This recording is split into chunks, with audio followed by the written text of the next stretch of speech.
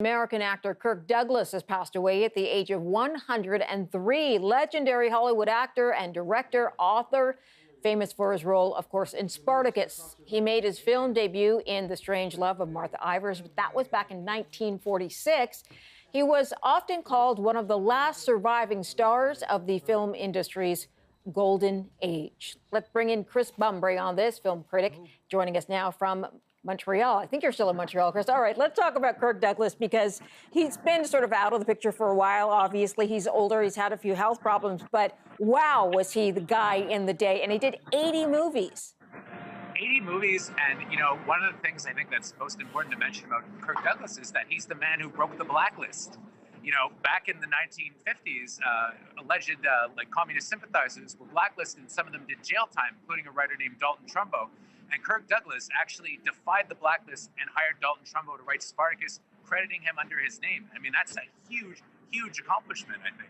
And he really did have that reputation of being a maverick from the beginning. Yeah, he never really cared what people thought, and I think that's why his movies hold up a lot better than other movies do. He was the first person to work with Stanley Kubrick. He was the first person to really make a movie about the Holocaust. His career continued for a long time, too, well into the 80s and even into the 90s after he famously had his stroke. Fun fact, actually, about Kirk Douglas, the world's oldest living blogger. He was active on his blog until the age of 102. Wow. Okay, let's talk a little bit about some of the characters he took on, because he was the kind that took on powerful characters, and he was a powerful actor. Oh, he was. And one of the things that was famous about Kirk Douglas was his rage, right? He would always have these scenes when he would explode in movies. And if you want a great example of this, I can't think of any better one than Paths of Glory, which was one of Stanley Kubrick's first movies, World War I movie that's kind of referenced in one of the movies that's up for an Oscar this year, 1917. I mean, really, the film industry as we know it without Kirk Douglas would not exist. He is one of the giants of his era, made movies with John Wayne, made movies with all of the important directors of his era.